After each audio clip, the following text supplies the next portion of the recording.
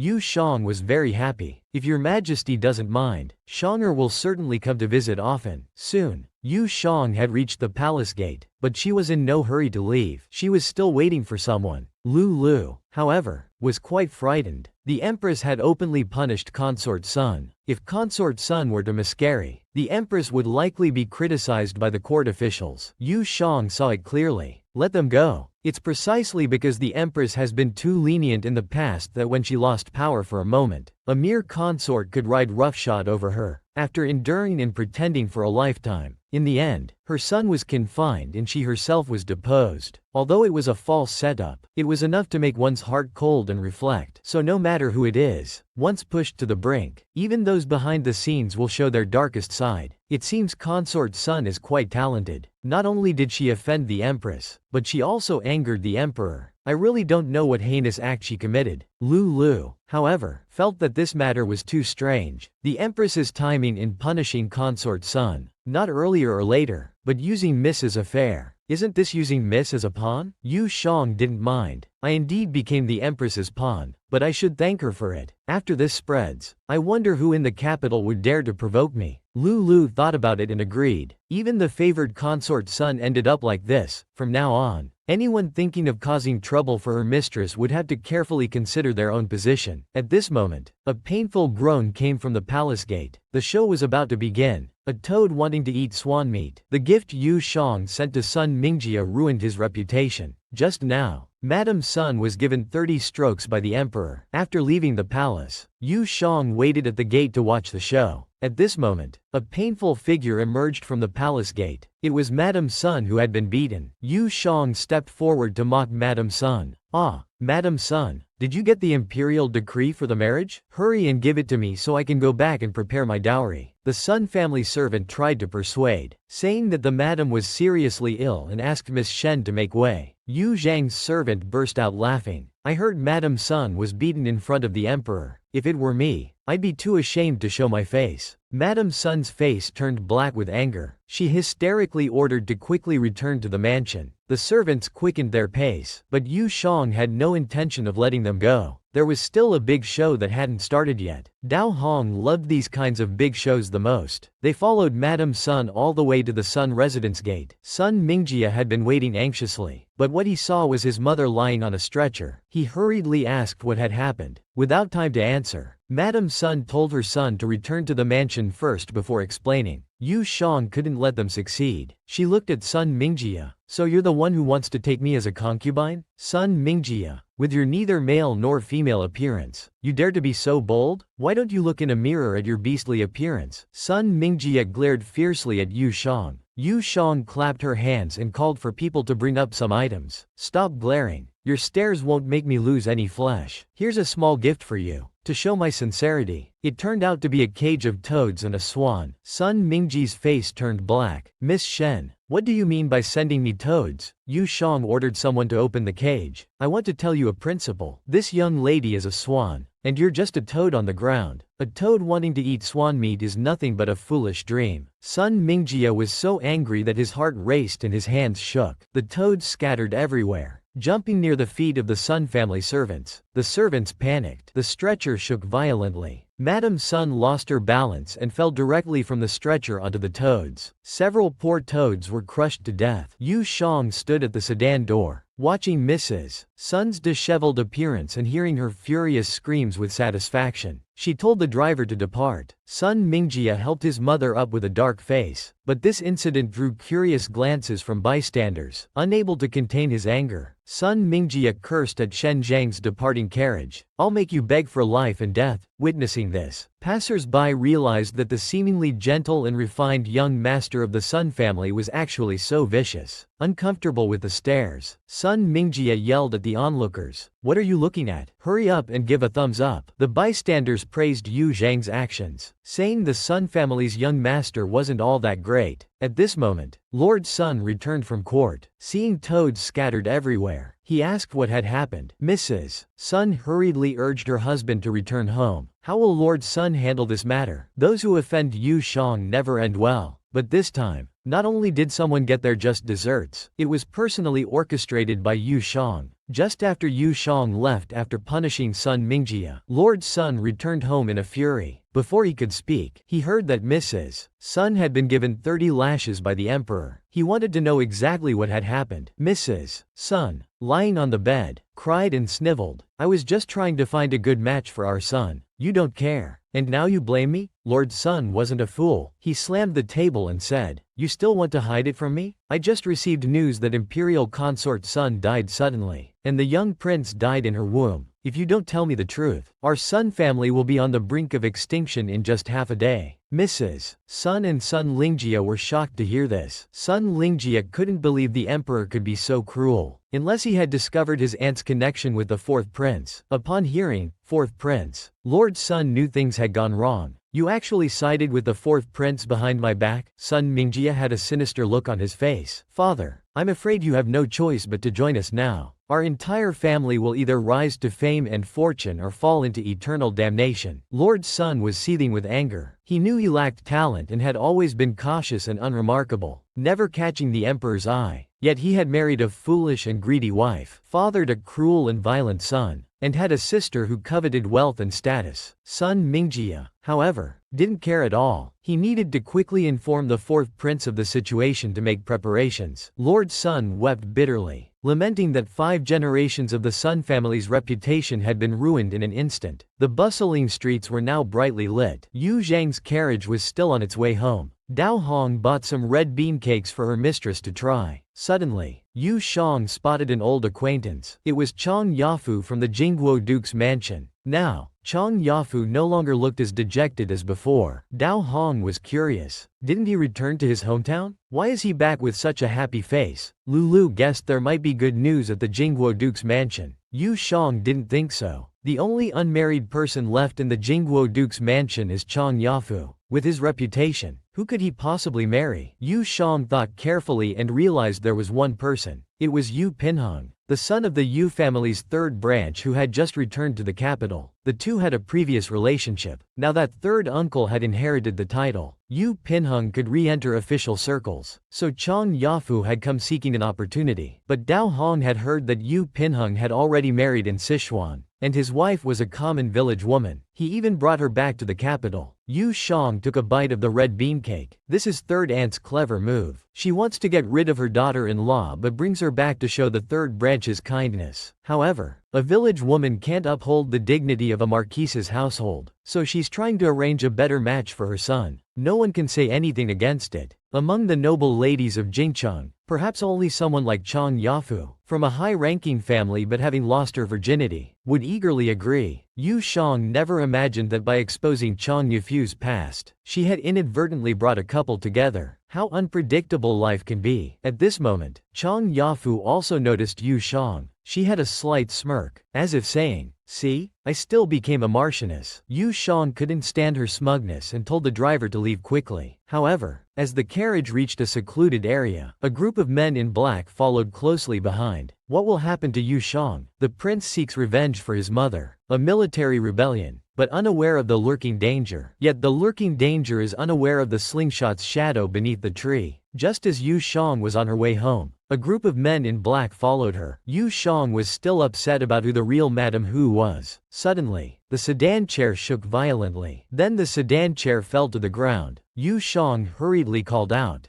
"Dao Hong, Lulu," but outside was unusually quiet. Yu Shang got up and poked her head out. Unexpectedly, a sharp sword appeared at her neck. A masked man in black looked at her fiercely. "Miss Shen, my master wants to see you. Please come with me." At this time, crows were flying chaotically in the palace. In a secluded place, Sun Mingjia was reporting to the fourth prince. "The emperor may have discovered your connection with consort Sun." The fourth prince remained calm. "It's been so long. It's normal if he's found out." The fourth prince lit the candle in his hand. "Now that the game is set, it doesn't matter whether consort Sun is here or not. It's just a pity for my unborn brother. Father is still as ruthless as he was back then." Sun Mingjia flattered, "Your Highness is brilliant. You've already placed people in the Dragon Guards and Capital Defense. Why fear the Emperor's discovery?" The fourth prince looked at the flickering candle in his hand. "It's never bad to be cautious. Tonight is dark and windy, perfect for murder and arson. Lead 1,000 troops to surround the Crown Prince's mansion."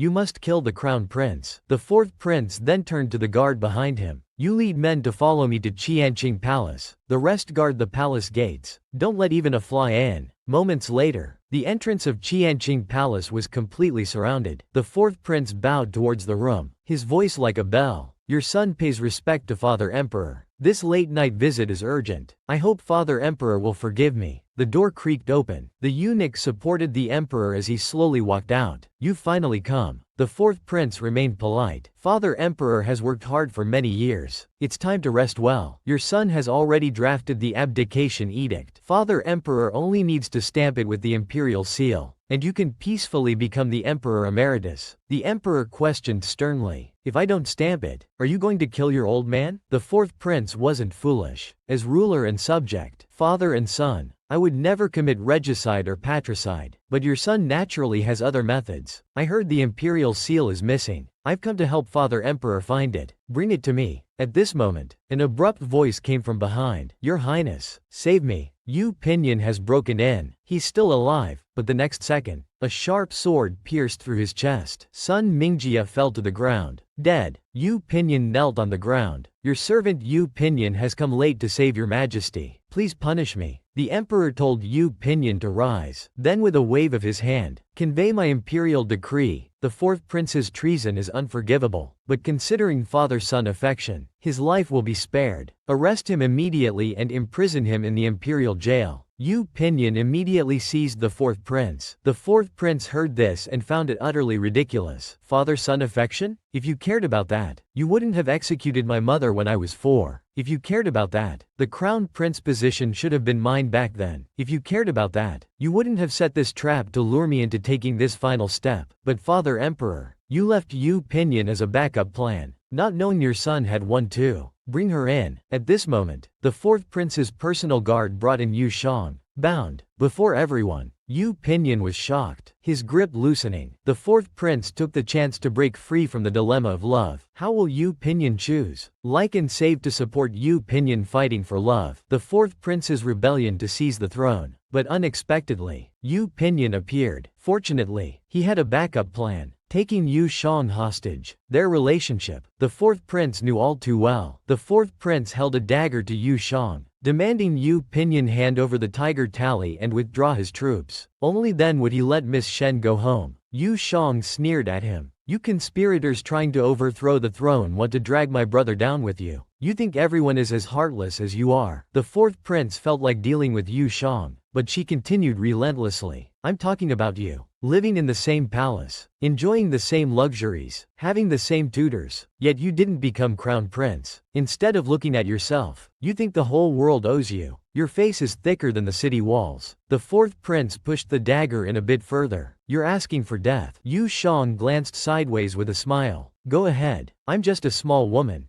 dying at the hands of a traitor. In front of Qianqing Palace, I should thank the fourth prince for giving me this chance to go down in history. The fourth prince didn't dare to harm her. I won't deal with you. He turned to Yu Pinyin. Tell him to withdraw his troops immediately. Yu Pinyin looked at Yu Shang. He said with a smile, my sister was careless. How could I, as her brother, lose my integrity? Shanger, wait for me on the road to the underworld. Brother, I'll hold you to that. Yu Shang was happy. The fourth prince saw that Yu Pinyin refused to cooperate. You refuse the easy way, then take the hard way. Then go find your dear sister in the underworld. Suddenly, there was a swoosh in the air, and blood splattered. The fourth prince's dagger fell to the ground. He never imagined he would be stabbed from behind. The person withdrew the sword. The fourth prince turned to look. It was his father, the emperor. Tears flowed from the fourth prince's eyes, blood from his mouth. As he fell straight down, the emperor looked at his fallen son for a long time without speaking. To say he wasn't heartbroken would be impossible. At this moment, his face seemed to have aged several years. He finally sighed. He ordered Yu Pinyin to imprison the fourth prince in the imperial jail and take full responsibility for arresting and interrogating the fourth prince's faction. The emperor walked a few steps, then suddenly stopped and told Yu Pinyin to send an imperial doctor to check on the fourth prince. At this time, Yu Shang came to Yu Pinyin's side without any fear. Yu Pinyin was very worried and quickly asked if she was injured. Yu Shang only had sore hands from being tied up. They were both safe and sound. Yu Shang insisted on going home first, not wanting to worry their grandmother. How could Yu Pinyin not listen? The old grandmother reclaimed the marquis mansion, a nest of snakes and rats in her heart. Just yesterday, a coup attempt occurred in the imperial palace, but because the news was secretly sealed, for ordinary people, life went on as usual. At this time, the first wife of the Duke Jin's mansion brought Chang Yafu to visit the Yu mansion. The third madam of the Yu family looked at Chang Yafu and found her increasingly beautiful and charming. She liked what she saw very much, but this displeased Lu, the third son's wife. She thought, if it weren't for her father's help, this family would have starved to death in Shu. Now that they've risen to power, they even want to arrange a secondary wife for Yu Pinhung, completely disregarding her. The more she thought, the angrier she became. She started mocking. You called Chang Yafu good-looking? Are you all blind? Miss Shen is truly a beauty that could topple a nation. Miss Chang is barely a 2, and she's not even chaste before marriage. Yu Saiyu was completely indifferent, snoring on the side. Madame Chang was not pleased. Where did you hear such nonsense? It's completely baseless. Lu laughed like a pig. The cinnabar mole on Miss Chang's back is known to everyone in the capital. This infuriated Madame Chang. You vile woman, how dare you slander me? I'll tear that foul mouth of yours. Before she could act, a maid suddenly rushed in, reporting that old Madame Yu had come to the marquis mansion. Yu Miaoqi was no longer deaf and instantly woke up. Her face darkened. She thought, she wouldn't come when invited before. Why is she suddenly here now? She felt that these troublesome people and matters were increasing. Yu Miaoqi looked towards the door, thinking maybe the fourth prince had succeeded and she came to seek refuge with her aunt.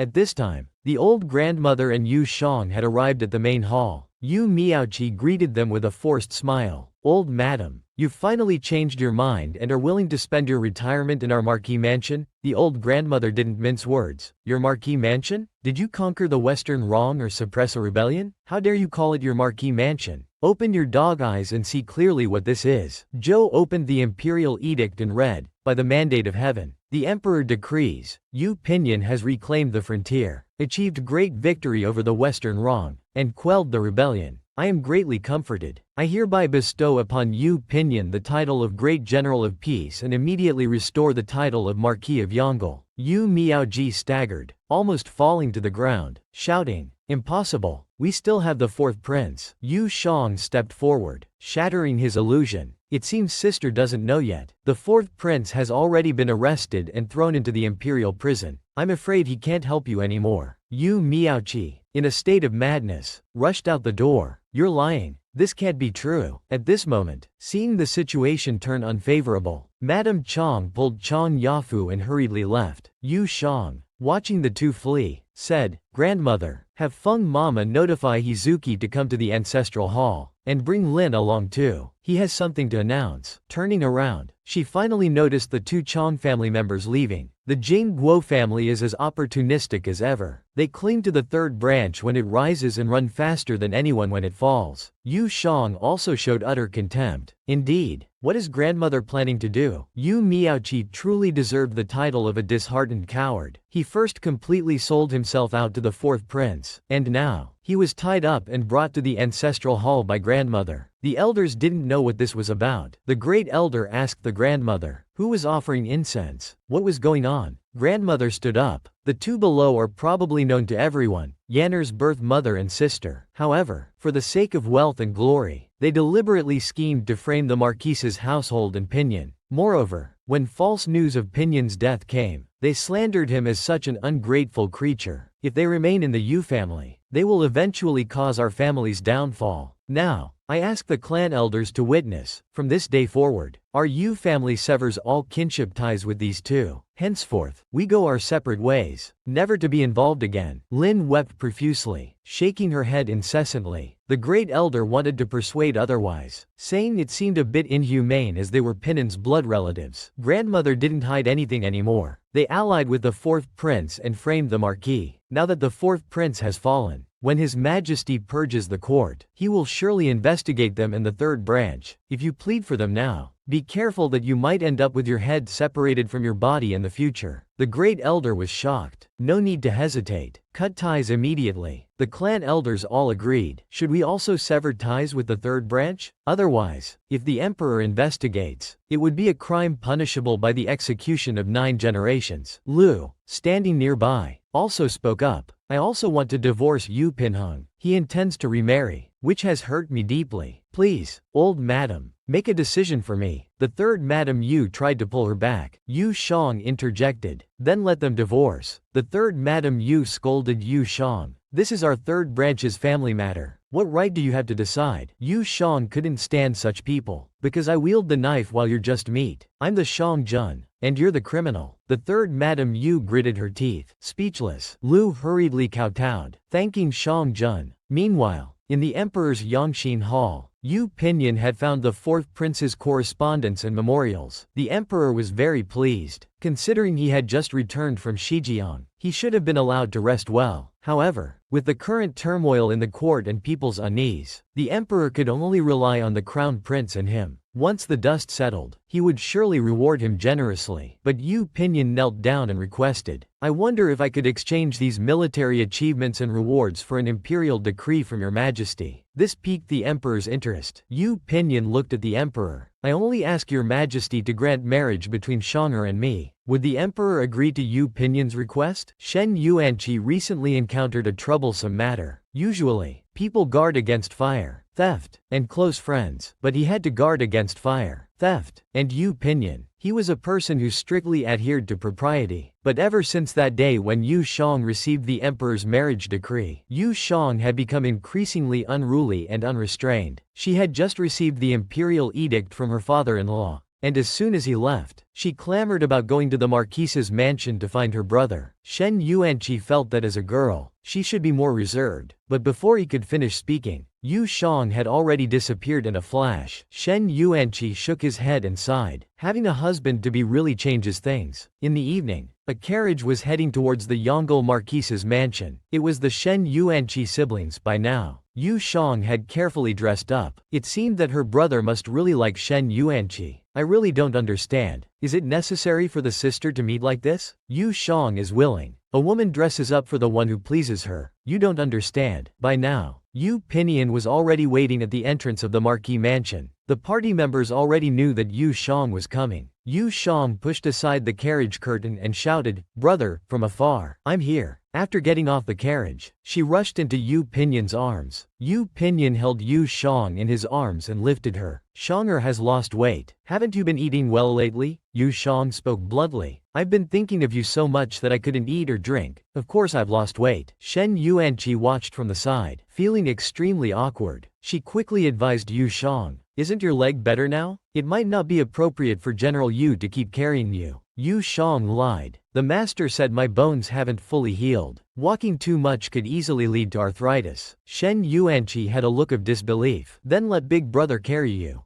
Big Brother's embrace is the same. You're not yet married. It's not good to be embracing other men. Yu Shang was suddenly at a loss for words. Yu Pinyin, however, turned and walked away while carrying Yu Shang. Let Lord Shen go in first. Don't keep grandmother waiting. Shen Yuanqi thought with an angry glare. How hypocritical. I think you're the most impatient one. What was Yu Pinyin in such a hurry for? What Shen Yuanqi feared most still happened. Yu Shang was like a lamb entering a tiger's den. Just now at the banquet, the family could finally have a reunion dinner together. Grandmother told Yanner to eat more, saying he must not have eaten or slept well while fighting at the border. But Yu Pinyin spoke without thinking. With Shang'er here, none of that matters. Before he could finish, Yu Shang interrupted him. Yu Shang raised her cup and suggested everyone drink a reunion toast. This changed the subject. Yu Pinyin looked at Shang'er with a red face, having almost let something slip. After several rounds of toasts, Yu Shang was already somewhat drunk, asking her brother to pour her another cup. Grandmother teased, Shang'er seems drunk. When she's drunk, she doesn't recognize anyone except her brother, and she loves to sing. Remember that reunion night when I got her drunk and made her sing? She could rival an entire opera troupe by herself. Shen Yuanqi was curious and asked Shang'er to sing a song, but Yu Shang became smug. I only sing for my brother. She sang, gesturing with her fingers. Birds in pairs on the tree. Green hills and clear waters with smiling faces. Casually plucking a flower. I place it in my beloved's hair. Yu Shang took off her own hairpin and actually put it in Yu Pinming's hair. Yu Saiyu laughed uncontrollably. I think Shanger's biggest hobby when drunk isn't singing, but teasing her brother. As she spoke, Yu Shang came over. She turned Yu Pinyan's face towards her. My beloved is as beautiful as a flower, with a sweet mouth. Let me kiss you, Yu Pinyan said. Wait until after dinner. Yu Shang wouldn't have it. I want it now. The next second, she planted a kiss on his cheek. The sound could be heard from 10 miles away. The family's laughter could be heard from 100 miles away. Only Shen Yuanqi covered her eyes, unable to watch. She thought, Shanger isn't even married yet and is already this bold. What will happen after marriage? After marriage, it won't be her concern anymore. But for now, she should still restrain herself a bit. She stood up to take Shanger home, but Yu Shang shook off her hand. I won't go. I haven't seen brother for so long. Let me look at him properly. Shen Yuanqi was embarrassed. How is it so long? It's only been a few days. Yu Shang started counting on her fingers. Haven't you heard? A day apart feels like 3 autumns, as she counted. Yu Shang was almost in tears. I can't count anymore. It's been 2 lifetimes already. Grandmother and Yu Saiyu commented from the side. Drunk Shanger is so fun. Seeing the situation, Yu Pinyan picked up Shanger to take her to the back courtyard to sober up. How could Shen Yuanqi let him succeed? She quickly stood up to stop him but was blocked by grandmother. Now that the imperial decree for their marriage has been issued, we should quickly choose an auspicious date and hold the wedding. Shen Yuanqi was worried about Yu Zhang's propriety. This wasn't sobering up. It was clearly a lamb entering a tiger's den. In the back courtyard room, Yu Pinyan put Yu Shang down and was about to get sobering soup, but Yu Shang held him back. Brother, we haven't seen each other for 2 lifetimes. Hurry and kiss me. Hug me. Yu Pinyan had no choice but to stay. Lovers in the heat of passion are always like this. A moment apart feels like an eternity of longing. The two embraced and kissed passionately. Yu Shang thoroughly enjoyed it, and it was a fruit wine-flavored kiss. Yu Pinyan gently put down the sweet Yu Shang. This little bit of sweetness wasn't enough for the tipsy cat. He was about to take further action, but there was a knock on the door. It was Shen Mengqi. He came specifically to inform Yu Pinyan that he and the old lady had set a few good dates. He wanted Yu Pinyan to choose one, to quickly get the wedding done. Yu Pinyan felt awkward. He thought, brother-in-law really knows how to pick his timing. By now, Yu Shang had already fallen asleep. Yu Pinyan sat back down. Yu Shang slept soundly. Brother will be back soon to marry you.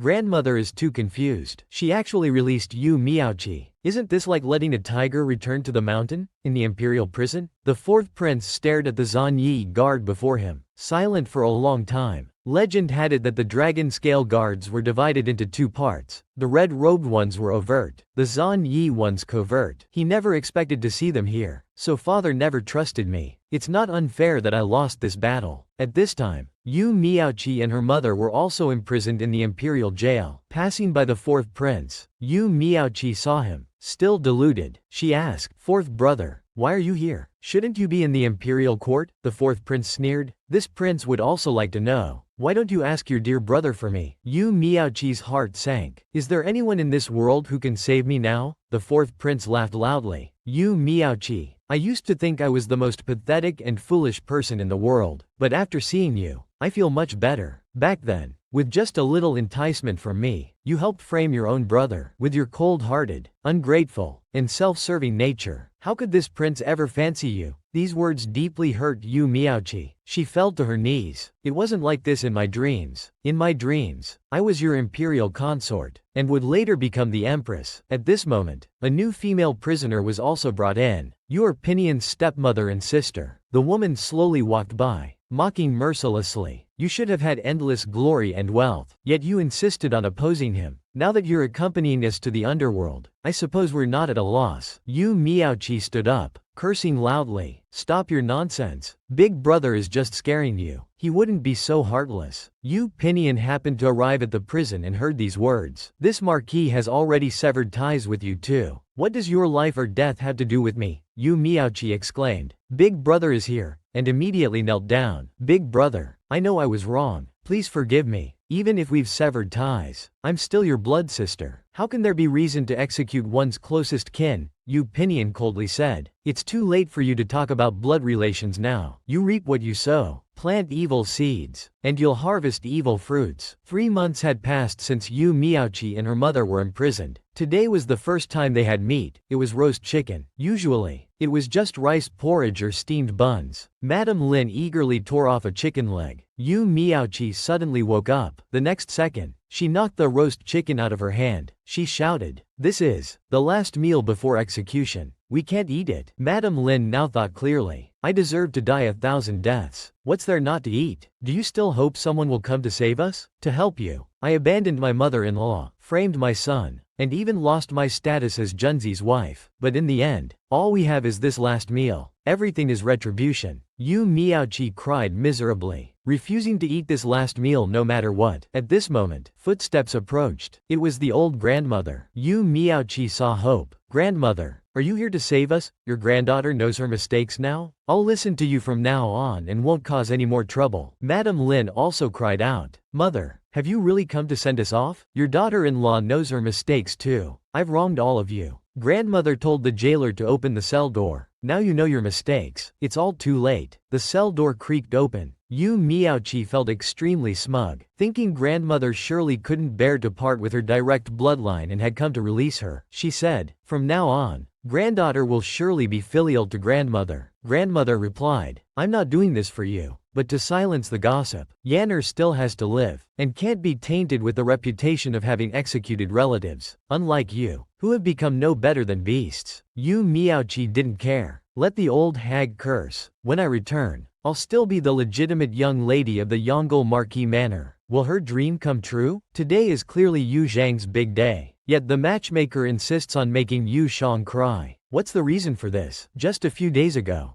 grandmother rescued Yu Miaoqi and her mother from the imperial prison. Yu Miaoqi was still overjoyed, thinking that grandmother couldn't bear to part with her bloodline. Little did she know that grandmother would take them to the officials and have them sent to Shuo City. Yu Miaoqi was shocked upon hearing this. "Isn't Shuo City a place of exile?" She tremblingly asked grandmother if she had come to take them back. "Aren't I your granddaughter?" Grandmother replied sternly, "I've long severed ties with you. What kind of granddaughter are you? You tried to kill your elder brother. I've already shown the utmost mercy by saving your life before the emperor. Leave quickly. Don't let me see you again." Yu Miaoqi couldn't believe it and started acting out a pitiful scene. She quickly rushed towards the stone pillar on the street, saying, "I'd rather die than go to Shuo City. I'm born noble and will never become a lowly criminal slave." As she spoke, she actually slammed her head against the stone pillar, instantly causing her head to bleed. She turned back to look at her grandmother. "Grandmother, look at your granddaughter. Your granddaughter is about to die." But grandmother left without even looking back. At this moment, Yu Pinyin's carriage arrived just in time to take grandmother home. Yu Miaoqi shouted at Yu Pinyin, "Elder brother, save me. Don't let them take me to Shuo City." Yu Pinyin coldly replied, "Who are you? Don't block this marquise's way." Only Lin Shi silently shed tears. She knew she had done many wrongs. If exile could lessen her sins, then let her die beyond the border. Lin Shi could let go and finally found her way back. At this moment, she truly deserved Yu Junji. But Yu Miaoqi still showed no remorse, cursing non-stop. "You're leaving me to die, exiling your own flesh and blood. I curse you all to die a horrible death." Shortly after Yu Miaoqi was taken away, the Shen Manor welcomed a joyous occasion. Although common people still had some discussions about this marriage, it was bestowed by the emperor, and the two weren't blood siblings, so no one said much more. At this time, Yu Shang wore a golden phoenix crown on her head, and a red wedding gown on her body. Glossy black hair adorned with jade and pearls, flowers and apricot blossoms as joyous as spring, her fair face blushing, complementing her vermilion lips,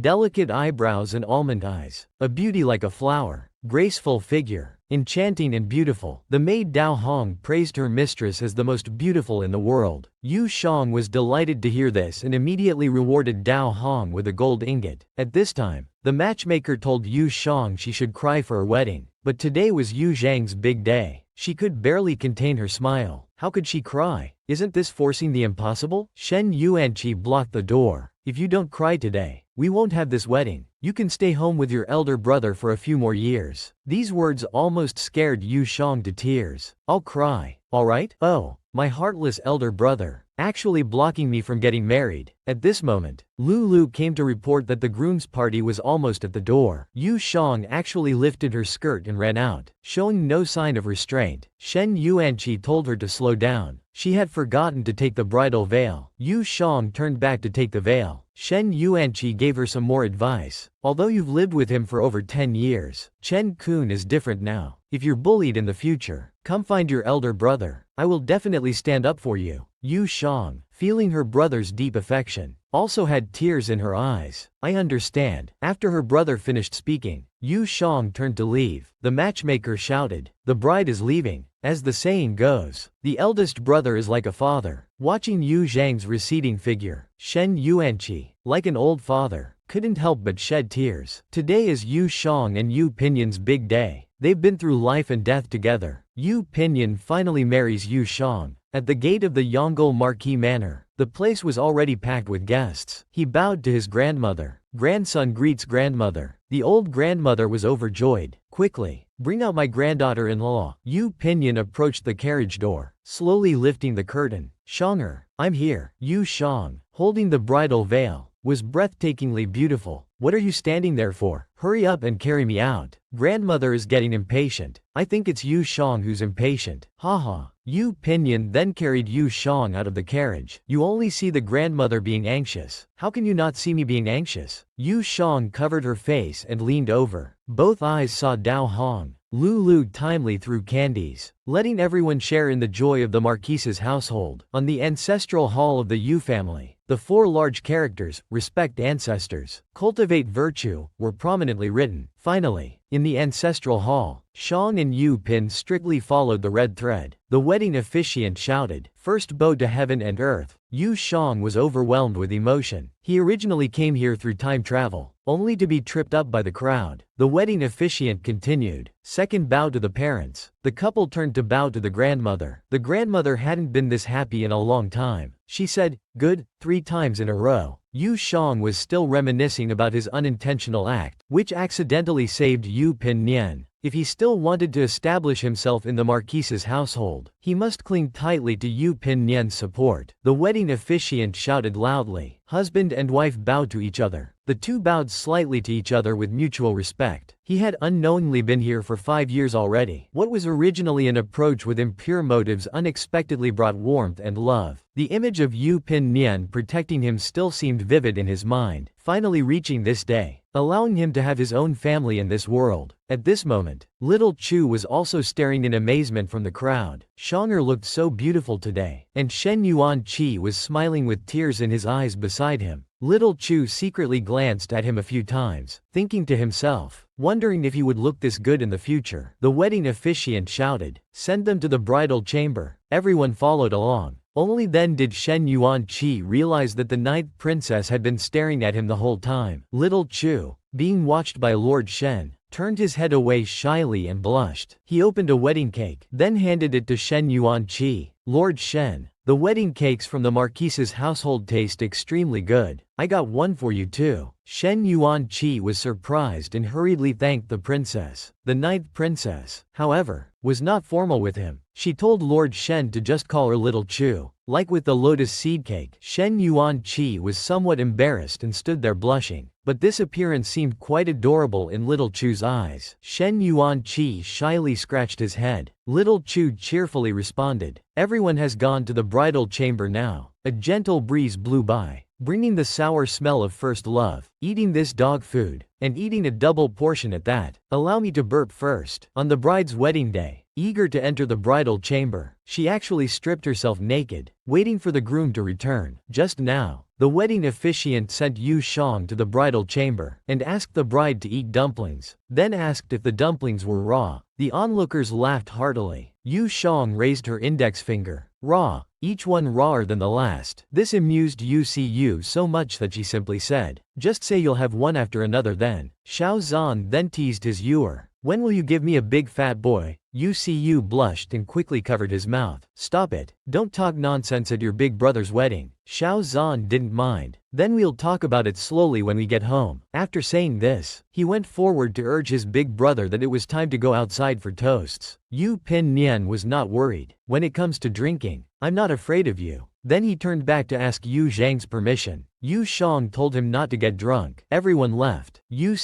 joked. Sister-in-law is already starting to care for big brother. Huh? Yu Shang retorted. Of course I care for my man, right? The younger sister said this and burst into laughter. Yu was unhappy. Who's your younger sister? I'm older than you. You married my big brother. So aren't you my younger sister now? I'm not talking to you anymore. Big brother's toasts will probably take an hour or two. I'll go to the kitchen to get you something to eat. Yu Shang was delighted. Then thank you, younger sister. The door closed with a bang. Yu Shang dropped the act. She pushed the phoenix crown onto Dao Hong, quickly taking it off. These clothes are too heavy. It's not convenient to eat. She tossed them onto Lulu's head with a plop. At this moment, Yu Shang was only wearing an undershirt, sitting leisurely on the bed. Lulu worried. At least wear a robe, lest you catch a cold. Yu Shang, however, was like a little rascal. Why wear so much on the wedding night? She said, striking an alluring pose and asking the two. Do I look good like this? Lulu was fine, just a bit red-faced. Dao Hong's nose immediately started bleeding. Yu Shang sat up,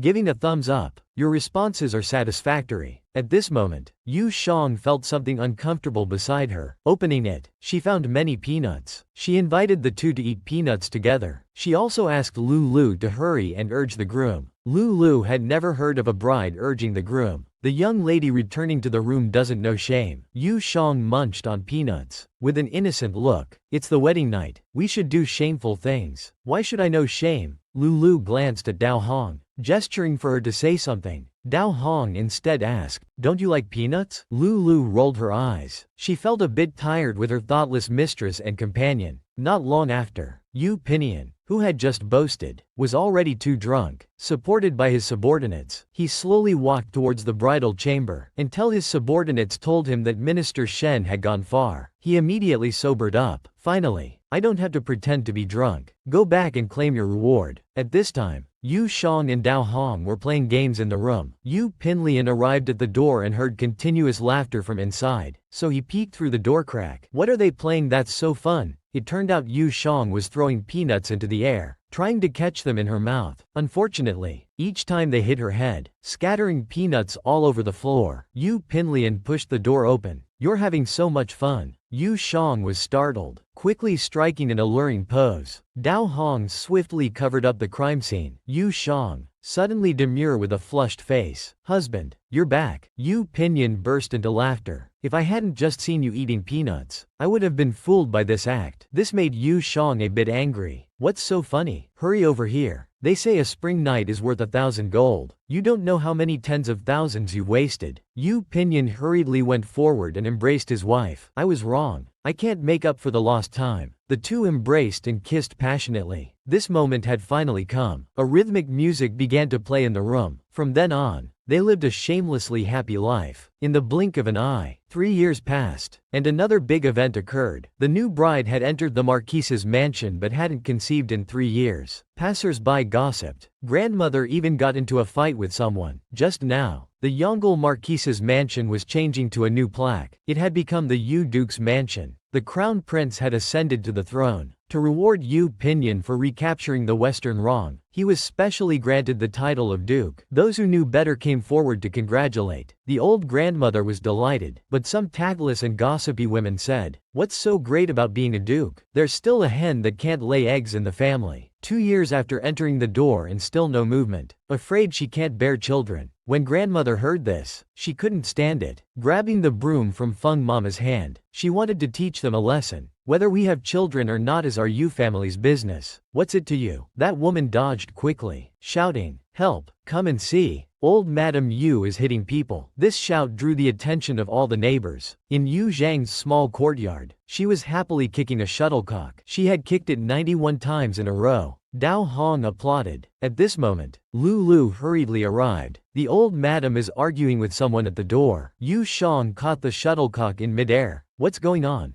Great-grandmother has always been kind to people. How could she be arguing with someone? Lulu stammered, unable to speak for a long time. Yu Jang urged her to speak quickly. Lulu finally blurted out. Someone at the door said you're a hen that can't lay eggs. The old madam heard this and got angry. She's chasing people with a broom. Yu Jang was stunned upon hearing this, standing dazed for a while. She then asked if grandmother was alright. The old madam is fine. Feng Mama has already stopped her and persuaded her back to her room. Yu Jang throws the shuttlecock to Dao Hong, telling them to prepare some cooling silver ear and pear soup. He will bring it to grandmother later. Now it's Yu Zhang's turn to worry. He comes to the doorway, wondering how to tell Pin Yan without hurting his pride. At this moment, a hand embraces Yu Jang from behind. It turns out to be Yu Pin Yan returning from court. Yu Jang feels awkward, thinking, speak of the devil. Yu Pin Yan notices Shonger seems unhappy. What's wrong today? Yu Jang turns around, grabbing Yu Pin Yan's clothes. Wasn't there a lot of official business today? Are you tired? Is your back sore? Yu Pin Yan answers 3 questions at once. Not much. Not tired. And my back isn't sore. Yu Jang pulls Yu Pin Yan.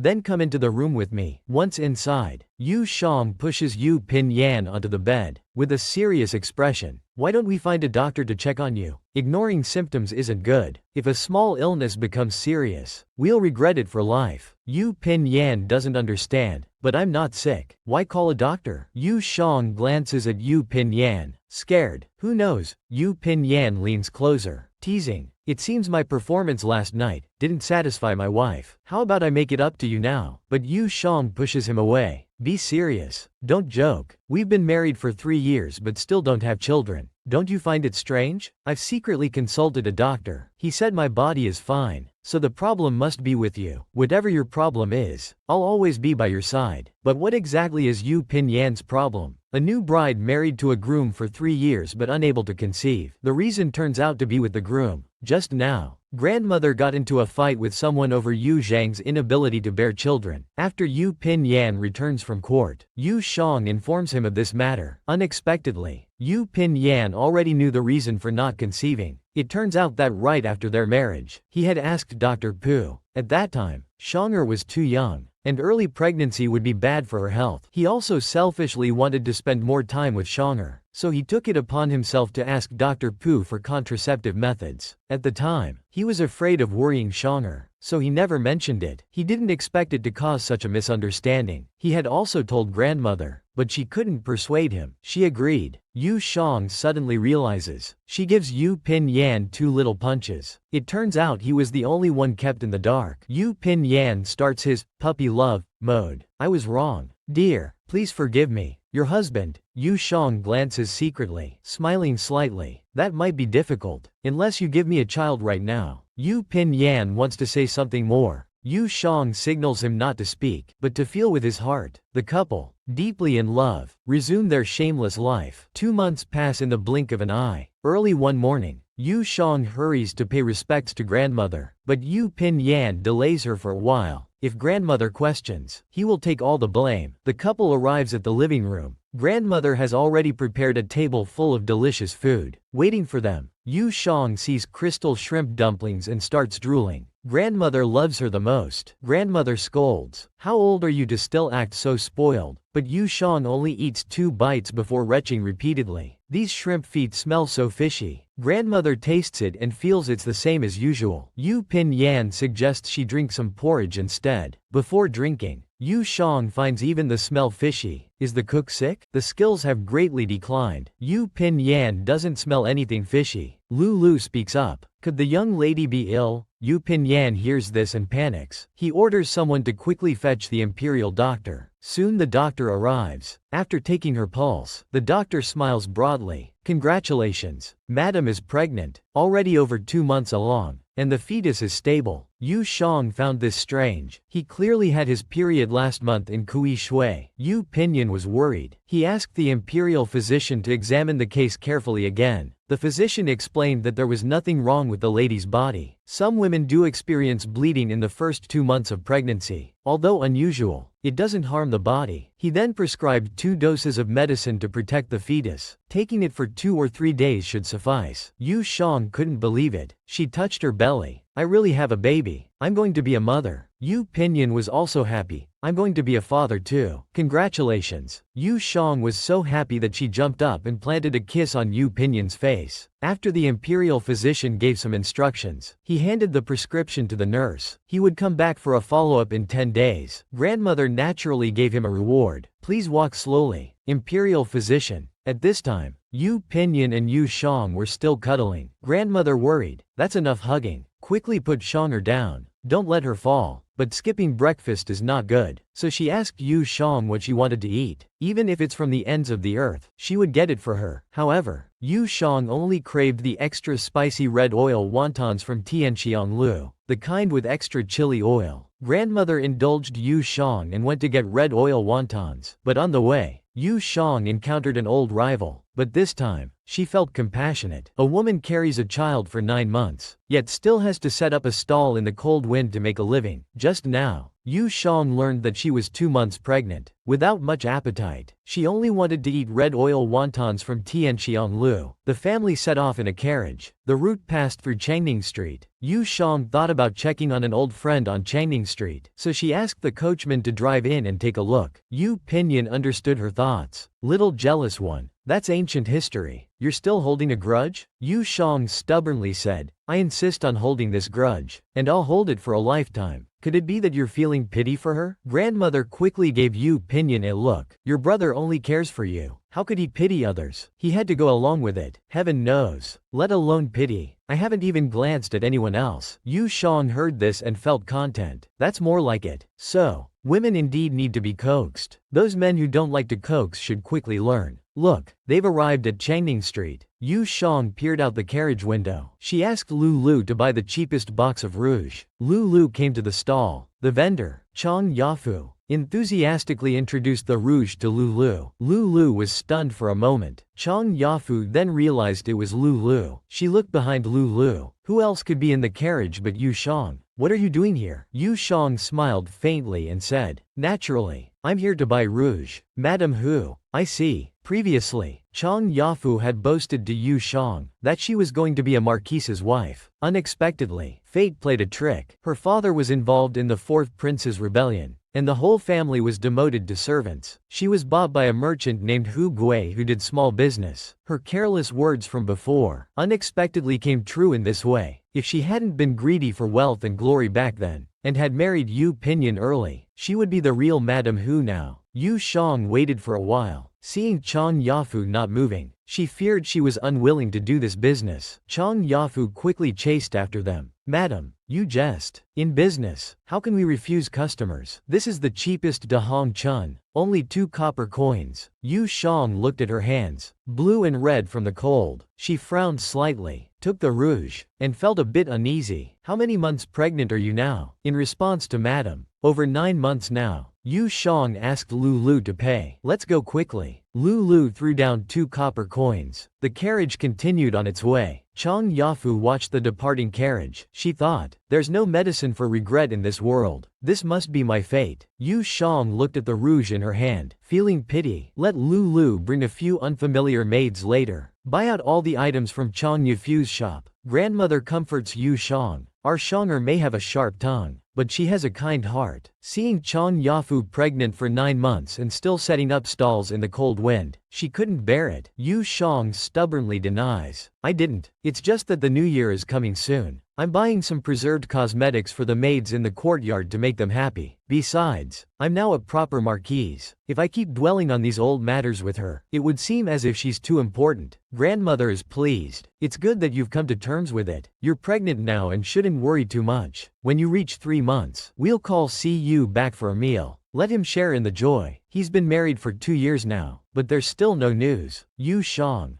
being sensible, tells grandmother not to worry. The couple rarely sees each other, so how could they conceive? It's all about fate. When fate comes, nothing can stop it. But who could have imagined that what UCU awaited was a cursed fate? A man kindly takes in a woman, not realizing he's letting a wolf into his home. Originally, Yu married Xiao Xuanzi, and their life was stable and happy. But this time, Xiao Xuanzi returned after half a year of fighting bandits. Feeling guilty, he bought a beautiful silver hairpin for her on the way. Yu saw that the silver hairpin was quite exquisite. She was pleased inside, thinking his taste wasn't bad. But she said, "Why are you wasting money again?" Her hands, however, honestly put the silver hairpin in her hair. Xiao Xuanzi panicked and quickly explained, "I didn't waste money. It's all from the pocket money you gave me. I saved it up to buy this. There's also something else I need to tell you." Xiao Xuanzi looked back at the carriage. At this moment, a woman in mourning clothes got off the carriage. She came before Yu and apologized. With tears in her eyes, Shui Yao greets the madam. Xiao Xuanzi continued, "She's the daughter of my deputy commander Li Jang. Li Jang died saving me. On his deathbed, he entrusted his daughter to my care, so I brought her back." He approached Yu and whispered, "I've thought it through. It's not appropriate for such a grown woman, neither relative nor friend, to live in our home. Once things settle down, we'll prepare half a dowry for her and marry her off. Afterwards, we'll treat her like our own sister. What do you think?" What could Yu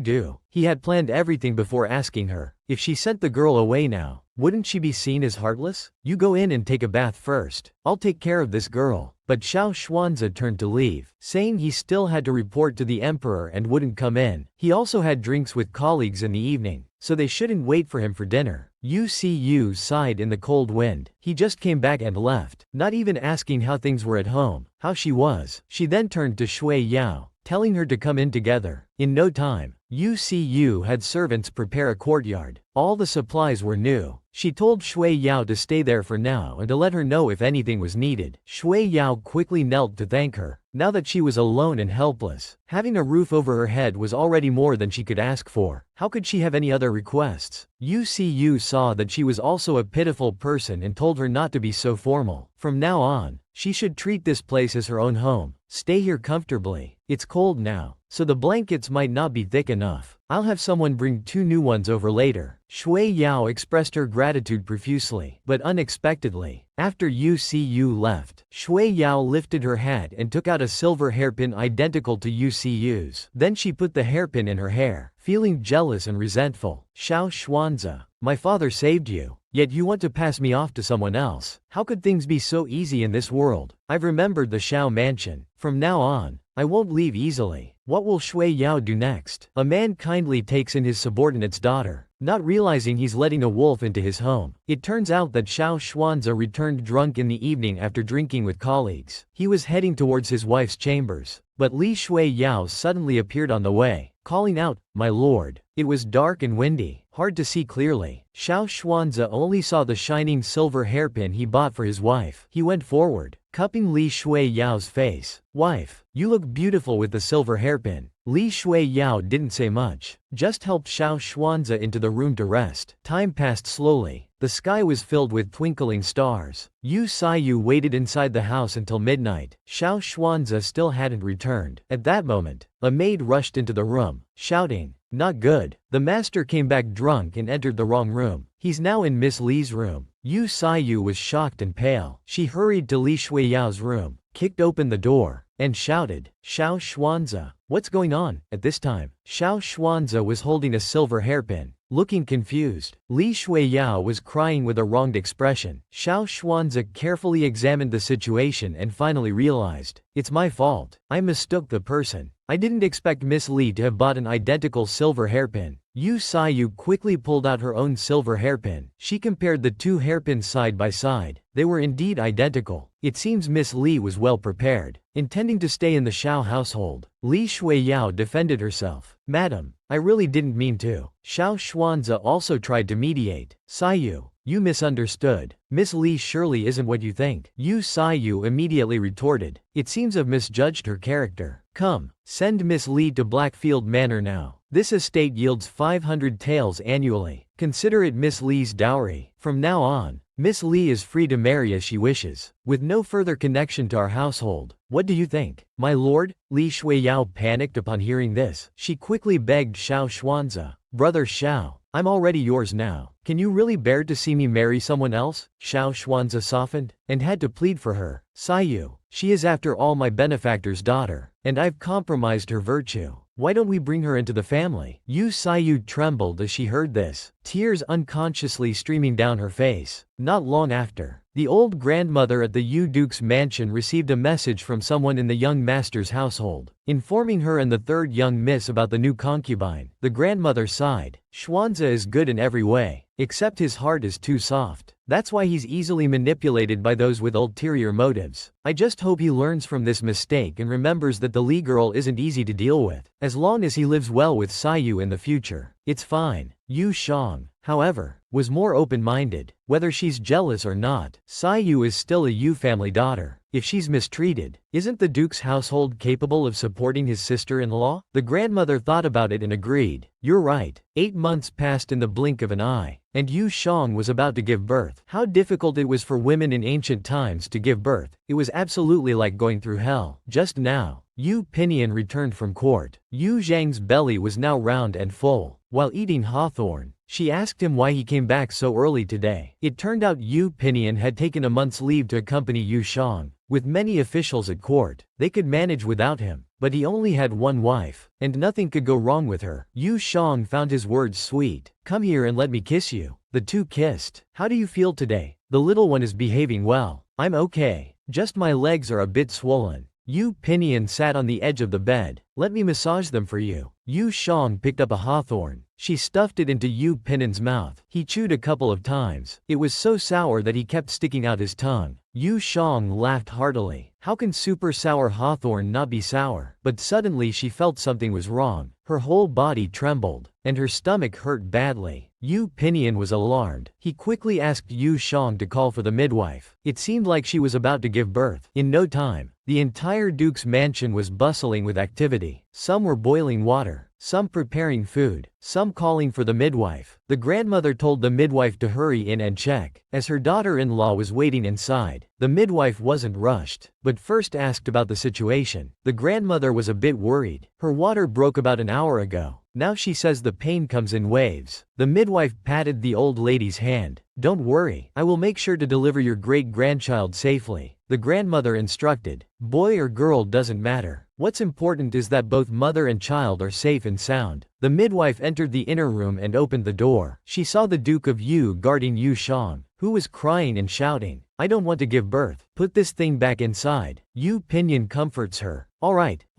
don't give birth then. If it's born, we'll throw it out. Yu Shang turns to look at him. You dare throw it out, and I'll throw you out. Yu Pinion's face is full of concern. As long as you feel better, you can throw me out too. The midwife observes. Though the count has a stern reputation outside, he's unexpectedly gentle in private. The midwife steps forward to ask the count to leave first. The birthing room has too much blood energy, but Yu Pinion wants to stay with Yu Shang, thinking he might be able to help. The midwife looks back at Tao Hong and Liulu, panicking. These two maids are enough to help. We dare not trouble the count. Yu Pinion has no choice but to leave. The midwife quickly comes to Yu Zhang's feet. Madam Yu, there's a trick to giving birth. Screaming loudly will only waste energy and might harm the baby. When I say inhale, you inhale. When I say push, you push. This midwife is truly professional. Yu Shang cooperates fully. In the blink of an eye, 3 hours have passed, but Yu Shang still hasn't given birth. Grandmother is worried. Will Yu Shang and the baby be safe? In ancient times, boys were favored over girls, but Yu Shang gave birth to a girl. It's been 3 hours since the midwife arrived at the Yu Count's mansion. Yu Zhang's voice is weaker than before. Grandmother, worried, asks Rong Mama to send in more ginseng soup. Suddenly, a loud cry pierces the sky. Grandmother is excited. Has the baby been born? A series of hurried footsteps. The midwife brings the baby to congratulate the old madam. It's a great-granddaughter weighing 6 pounds 6 ounces. But grandmother asks about her granddaughter-in-law first. The midwife is taken aback. Madam Yu is fine, just exhausted and sleeping. The count is with her. Only then does grandmother take the baby. It's good that Shonger is alright. My little darling is so cute. These eyes look exactly like Shenner's. Feng Mama takes a look. Indeed, it's true. The baby will surely be as blessed as Madam in the future. The midwife is very surprised. In all her years of delivering babies, this is the first time she's seen a family like the Yu Counts. They don't ask about the newborn first, but inquire about the mother instead. They show no disappointment over a baby girl, but cherish her dearly. Such a virtuous family. No wonder they hold the title of count. Time passes minute by minute. Now the sky is full of stars. Inside the room, incense is burning. Yu Shang and Pinyin are half arguing, half sleeping. Suddenly, he notices Yu Zhang's finger move. He quickly gets up to ask, "Shanger, are you hungry? There's porridge keeping warm in the kitchen. I'll bring it right away." Yu Shang raises her hand with effort. She tells him to wait. Yu Pinyin knows what she wants to do. "I haven't shaved yet. Don't let it scratch you." He helps Yu Shang sit up in his arms. "I'm not hungry. I just want you to stay with me. Are you still in pain?" Yu Shang leans contentedly in his arms. Yu Pinyin holds her tightly. "I've heard people say that giving birth is like walking through the gates of hell. Today I truly saw how painful it is. I felt like you might leave me at any moment." His eyes are teary, his brow furrowed. "Shanger, let's just have this one child, alright? We won't have any more." Seeing this, Yu Shang reaches out to gently stroke his forehead. "Don't frown. You'll get wrinkles. This was my own choice. I was fully prepared for it. You don't need to worry so much. Just take good care of me. That's enough." Yu Shang leans forward and plants a kiss on his cheek. Both their faces turn slightly red. "Shanger, thank you. What are you thanking me for? Thank you for always staying by my side. Thank you for marrying me. Thank you for giving me a complete family." Yu Zhang's face turns red. "Is that all you're thanking me for?" Yu Pinyin looks at Yu Shang without turning away. "There's more. In ancient times, it was normal for men to have multiple wives and concubines. But before Yu Saiyu married Xiao, Xuanzi had promised to marry only her. Now there's also a Li Shuiyao, which is bad enough. But this Li Shuiyao is also a troublemaker. Ever since she entered the house, she has captivated Xiao Xuanzi's soul. Until this day, Yu Zhang's daughter turned 1 month old. Yu Saiyu wanted to prepare a gift for her niece, but she couldn't find the gold plate and safety lock she had made earlier. It turns out that she had already asked the nanny to wrap it up in advance. Seems like Yu Saiyu had been waiting for this day for a long time. Xiao Zhan knew that Saiyu was going out. Going to Yu Fu's 1-month celebration was a big deal, so he thought about bringing Shui Yao along. After all, Shui Yao was the daughter of his lifesaver. It would be good for her to see the world. Yu Saiyu was unhappy when she heard this. "Xiao Xuanzi, you make it sound like I've mistreated your lifesaver. Ask yourself." Since she entered the house, as long as she puts on a weak and pitiful act, she can captivate your soul. When have I ever said anything? But she's not pretending. She's really sick. Is that so? Every time she falls ill at just the right moment, and as soon as you go to her, she recovers without medicine. You might not see through this trick once or twice, but you fall for it over and over. Have you fed your brain to the dogs? These words angered Xiao Xuanzi. He slapped away Yu Saiyu's hand and shouted, "Enough, I'm still the master of this house. If I say we're taking Shui Yao, then we're taking Shui Yao." After saying this, he turned and left with Li Shui Yao. Li Shui Yao smugly mouthed the words, "You lost." Remember the last person who said those words to the Yu family? They're still selling goods in the cold wind. Now Yu Saiyu's face had turned black with anger. "You bitch. Just wait and see how I'll deal with you later." So what will Yu Saiyu do? The son-in-law bringing his favored concubine to drink at his original wife's family's 1-month celebration. Sister-in-law's actions have shocked me to my core. Originally, Yu Saiyu didn't agree to bring Li Shuiyao back to her family, but Xiao Xuanzi insisted on bringing Li Shuiyao to see the world. And just now, grandmother and Yu Shang were happily playing with their daughter Pengpeng. Yu Saiyu arrived late. The whole family was just waiting for her to start the feast, but grandmother was puzzled. Why was she alone? Yu Saiyu was stunned for a moment. There behind, only to see Xiao Xuanzi showing great care for Li Shuiyao. Yu Shang was immediately angered. "Why did you bring her too?" Yu Saiyu sighed. "It's hard to explain. Let's not talk about it." Grandmother angrily said, "If it's hard to explain, then explain more. Do you think our Yu family's door is so easy to enter?" Just as Xiao Xuanzi was about to explain, Pengpeng suddenly started crying loudly. Grandmother thought Pengpeng might be hungry, so she decided to take her to comfort her. Letting Yu Shang properly question Saiyu about the matter, she then left the room. This is getting more and more outrageous. Li Shuiyao was clever. Hearing this, she realized the old lady didn't like her. "Maybe I should leave. If this causes my lord to be scolded, it would be Shuiyao's fault." Yu Shang found these words irritating. "If you know it's your fault, why don't you leave? Are you waiting for me to invite you?" How could Li Shuiyao leave? She softly called out, "My lord." Xiao Xuanzi, also a fool, said, "Sister-in-law, don't blame Shuiyao. It was my decision to bring her here. If you want to blame someone, blame me. Yu Shang slammed the table. It's not your turn yet. Why are you in such a hurry? When we let Sayu marry you, we thought you were honest and wouldn't let Sayu suffer. But now you've created this mess with Li Shuiyao. You said her father saved your life, and you wanted her to enter the house. Sayu agreed, and we were willing to accept it as long as you could live well with Sayu. But you dared to bring her into our Yu family's door, entering our home. Do you think our Yu family is weak and easy to bully? Xiao Xuanze was speechless for a moment. Yu Shang then turned to Li Shuiyao. And you knew coming to the Marquise's mansion would upset me and grandmother, yet you insisted on coming. Was it to show off in front of Sayu, or to gain sympathy from your soft-hearted husband? Seeing her expression, Yu Shang realized that wasn't it. Then you must be trying to provoke me and grandmother, hoping to use us to make Sayu and Xiao Xuanze separate. Li Shuiyao's face changed dramatically upon hearing this. How did you know? As soon as these words were spoken, Xiao Xuanze realized Li Shuiyao's true nature. He couldn't believe she would actually think that way. Li Shuiyao tried to defend herself, saying, "You should believe me." Yu Shang glanced back at Sayu. Now that the interrogation is over, it's your decision. If you still want to stay together, you'll have to swallow your pride and not complain to your family. If you want a divorce, you can continue living comfortably in the Duke's mansion. Even if you can't be the young mistress, you'll still be the respected young lady of the Duke's family. Upon hearing this, Zhao Xuanze immediately fell to his knees with a thud. He hurriedly apologized to Sayu. I didn't know Li Shuiyao had such intentions. I didn't mean to neglect you. Please forgive me just this once, okay? But would you Sayu forgive Xiao Xuanze? Brother Xing strongly protects his sister. The sister finally divorces with authority. The interstellar woman's ending is too exciting. Just now, Xiao Xuanze actually knelt before Yu Sayu, begging for another chance. But Yu Sayu had already seen through it all. Sister-in-law was right. Your mind is weak. You're indecisive and easily tempted. Even if it's not Li Shuiyao, there will be Wang Shuiyao or Sun Shuiyao. To think I would waste my youth fighting with other women. How boring and ridiculous. I'm tired. Let's divorce. Hearing this, Xiao Xuanzi's face darkened. No, I don't agree. At this moment, a voice came from behind. It's not up to you to agree or not. It's up to the Yu family. The speaker was Yu Sayu's elder brother, Yu Pinyin. The Yu family has always had a rule. Men are not allowed to take concubines. You married Sayu, so you're considered half a member of the Yu family. If you don't follow the rules, I, Yu Pinyin, can dispose of you. Saying this, Yu Pinyin looked at the guards beside him. Take these two away. Yu Shang quickly stood up. If you're leaving, you should sign the divorce papers before you go. Tonight, you two are no longer husband and wife. Yu Sayu didn't say much more. She stood up and signed her name. She then came to Xiao Xuanze. She handed him the brush. It's your turn. Xiao Xuanze lowered his head and refused to sign. Yu Sayu pulled him up.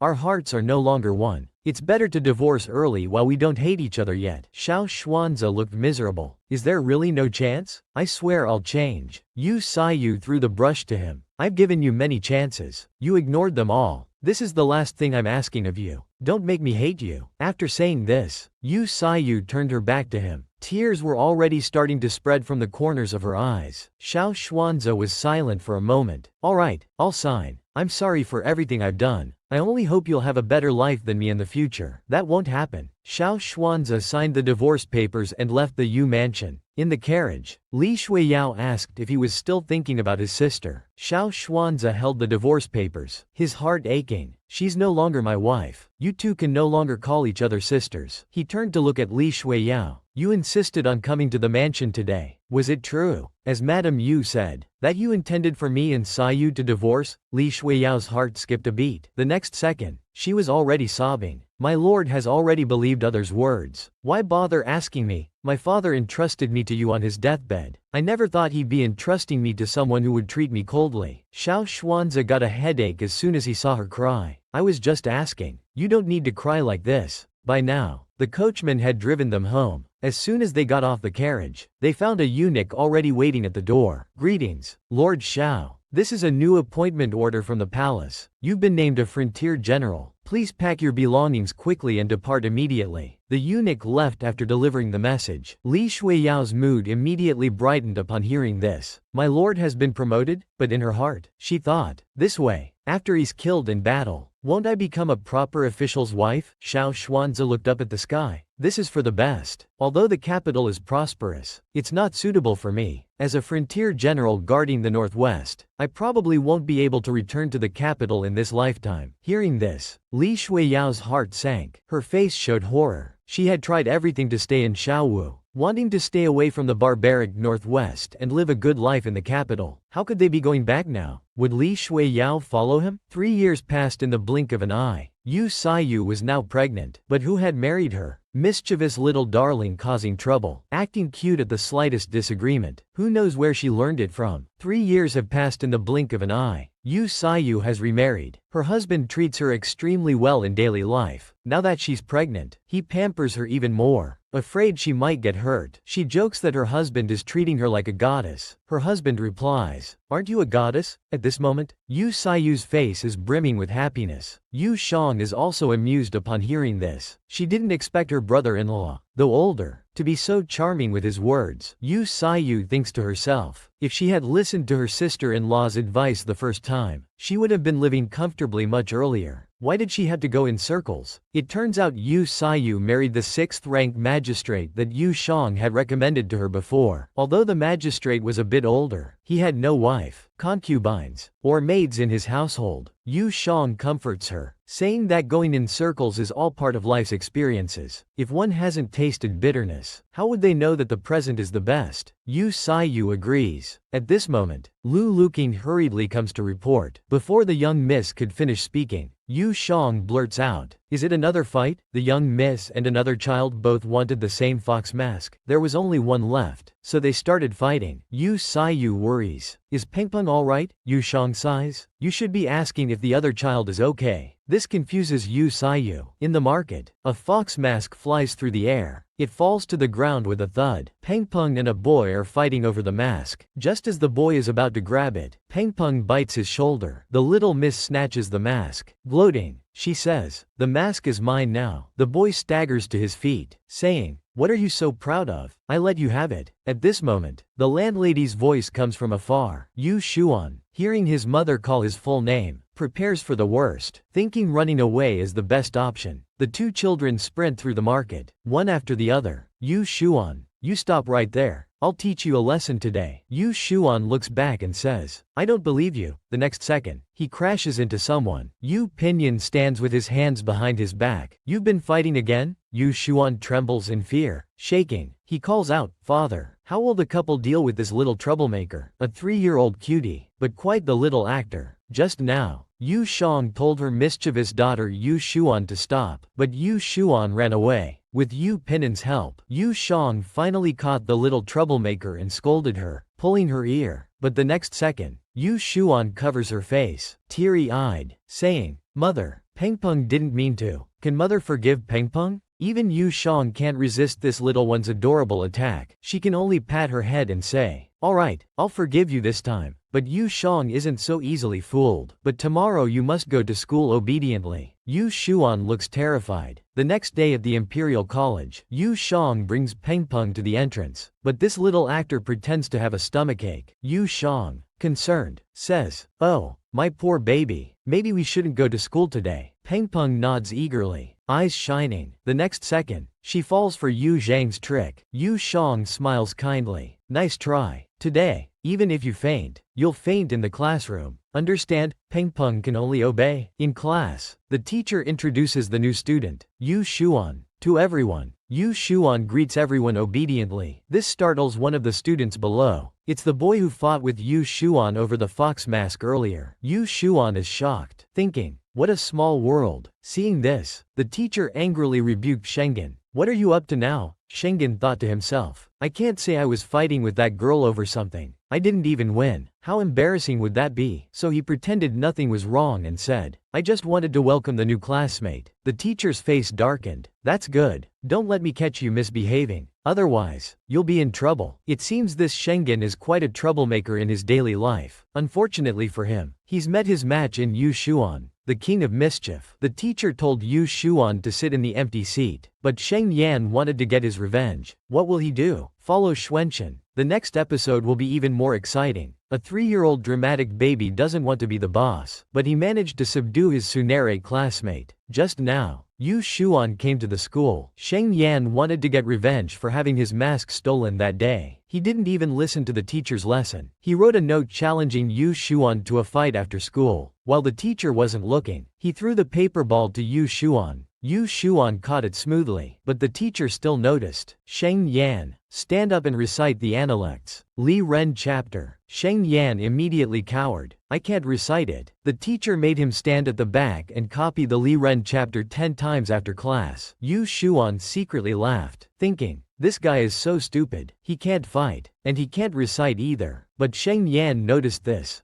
Daring to laugh at him, he stood up and accused Yu Xuan. He can't recite it either. Why am I the only one being punished? The teacher knocked him on the head twice more. Yu Xuan is here for his first day. How dare you compare yourself to him? But Yu Xuan stood up, full of confidence. What if I can recite it? What then? The whole class was shocked. Sheng Yan didn't believe it either. You're bluffing. If you can recite it, I'll copy the analects 10 times. Yu Xuan blinked. It's a deal then. Listen carefully. With that, Yu Xuan rattled off the Li Ren chapter without missing a single word. Even the teacher was amazed. The classmates were all dumbfounded. Sheng Yan almost fainted. How is this possible? Yu Xuan grinned playfully. Remember your 10 copies. Finally, class ended. The teacher praised Yu Xuan thoroughly. Yu Xuan knew that preparing in advance was worth learning for all students. Yu Xuan happily left school, waiting for his father to pick him up with candied haws. But he was stopped by someone. Sheng Yan, unsatisfied, he said, that doesn't count. Let's compete again. If you win, you can be the boss of the academy. But Yu Xuan wasn't interested. What's so good about being the boss? Sheng Yan insisted. Yu Xuan was about to curse. Are you sick? Before he could say it, he saw the teacher coming out, so Yu Xuan's mouth began to twitch. The next second, he burst into loud tears. Why can't you talk nicely? Just because I'm smarter and never lost to you, you want to hit me? This confused Sheng Yan.